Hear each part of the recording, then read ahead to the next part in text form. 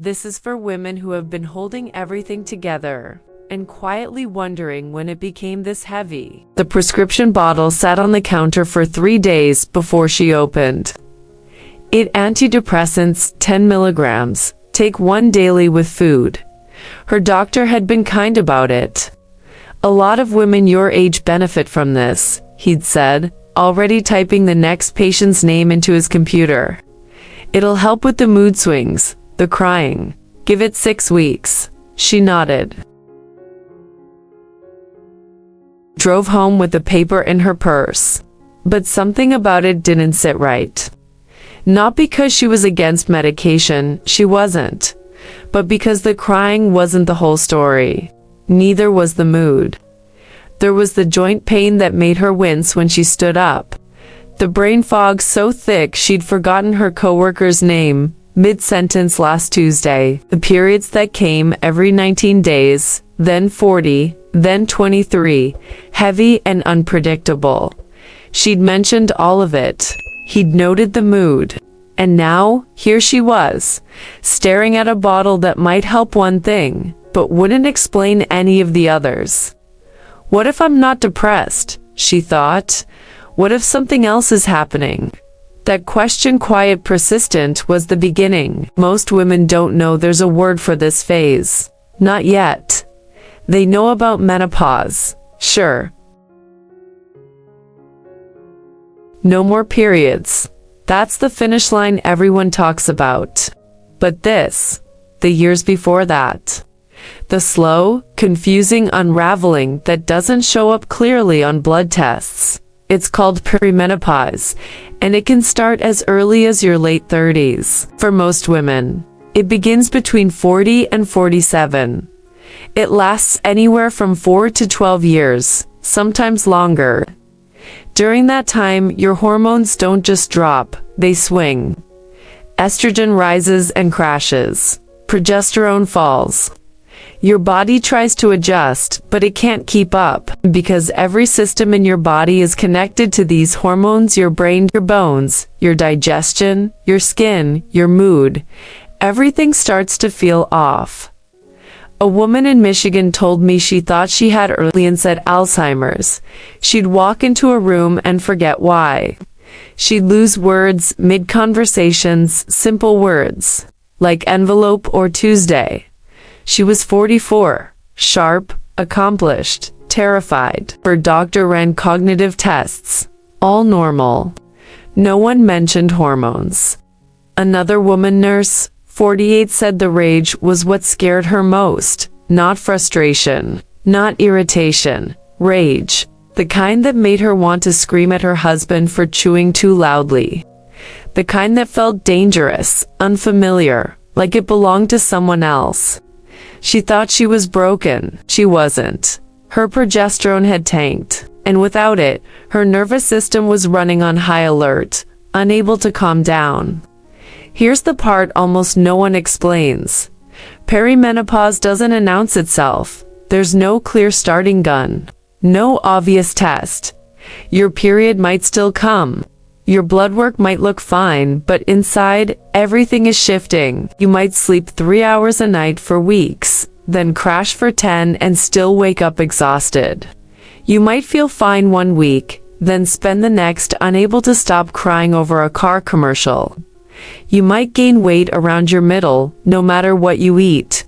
Your skin might itch for no reason. Your heart might race while you're sitting still. And because these symptoms are so varied, so inconsistent, many women are told it's stress or anxiety, or just part of getting older, which is true, but it's not the whole truth. She started Googling at night. Why do my joints hurt at 46? Irregular periods and brain fog. Is 44 too young for menopause?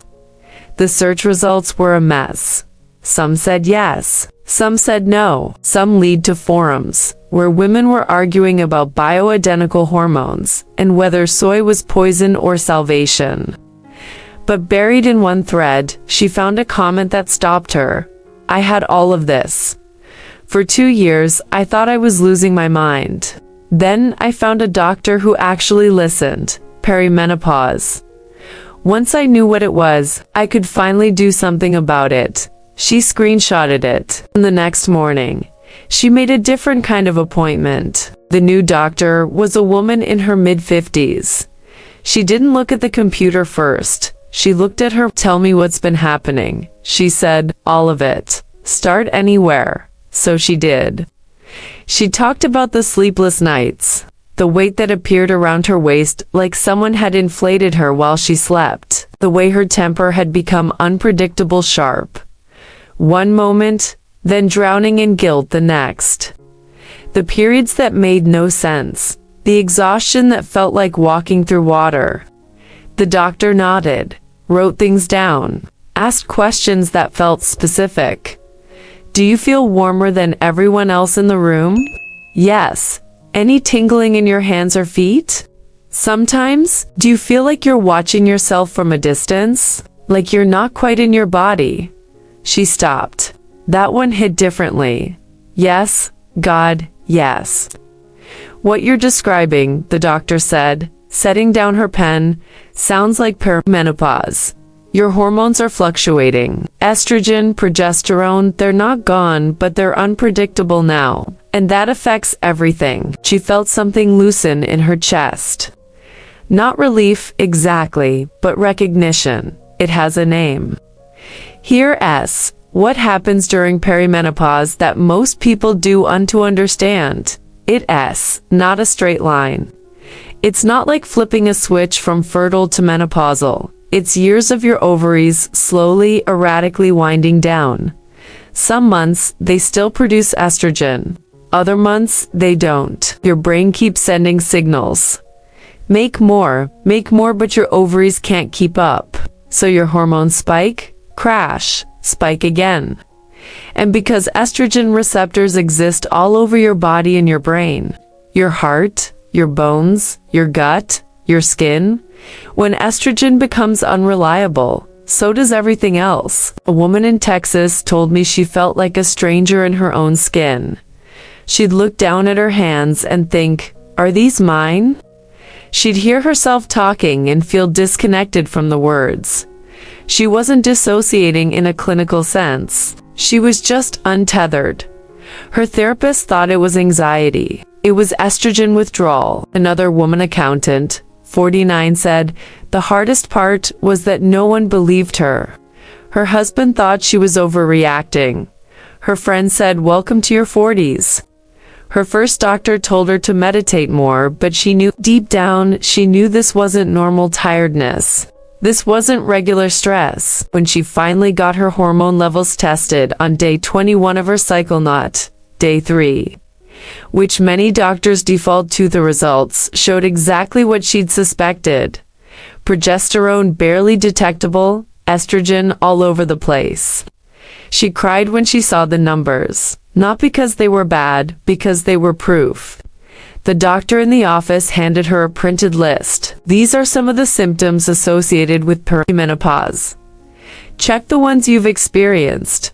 She scanned it. Irregular periods, insomnia, hot flashes or night sweats, mood swings, brain fog, joint pain, heart palpitations, anxiety that feels different than before, weight gain, especially around the middle, decreased libido, skin changes, dryness, itching, thinning hair, feeling invisible or not yourself. She'd checked 13.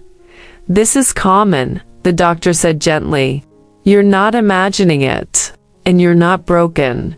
Those last 4 words landed hard. You're not broken. How many months had she spent thinking she was? The doctor explained that treatment wasn't one size fits all. Some women benefited from hormone replacement therapy. Others found relief through lifestyle changes, training protein, rich meals, stress management, sleep hygiene. Some needed both. But the first step, she said, is understanding what's happening. You can't fix what you don't know is broken. She left that appointment with something she hadn't had in a long time. Direction, not a cure, not a magic pill, just a map. And 4. The first time in months, she didn't feel like she was disappearing. She felt like she was finding her way back. But here's the thing, no one tells you about that moment. The changes didn't happen overnight. That's the part she wishes someone had told her from the start. Because after the diagnosis, after the relief of finally knowing, there was still the work. The trial and error. The slow, sometimes frustrating process of figuring out what actually helped. She started small. First, sleep. She bought blackout curtains, set her bedroom to 67 degrees, put her phone in another room at night. It felt extreme, but within 2 weeks she was sleeping 5 hours instead of 3, then 6. It wasn't perfect, but it was progress. Next, movement. Not running or spin classer. Joints couldn't handle that anymore. She started walking. 20 minutes after dinner, no headphones. Just her and the neighborhood and the rhythm of her own breath. Some nights she cried while she walked. Other nights she felt nothing, but she kept going. A woman in Oregon told me she began lifting weights at 50. Not heavy. Just 5-pound dumbbells in her living room 3 times a week. Within 2 months, her joint pain decreased. Her mood stabilized. Her sleep improved. I didn't know muscle mattered that much, she said. I thought cardio was enough. But during perimenopause and beyond, muscle becomes even more critical. It protects your bones. It regulates your blood sugar. It helps your body manage stress. And when your estrogen drops, you lose muscle faster than before. Building it back even a little can change everything. Another woman writer, 47, said the turning point for her was food, not a diet. She'd tried those. They made her miserable and didn't last. Instead, she focused on one thing: protein at every meal. Eggs in the morning, chicken or fish at lunch. Greek yogurt as a snack.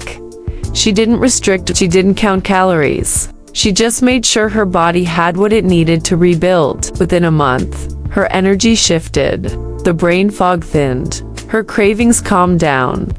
I didn't realize I'd been starving myself of the one thing my body actually needed, she said.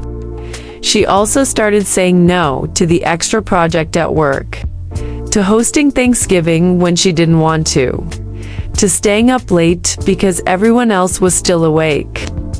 At first it felt selfish, uncomfortable, like she was letting people down.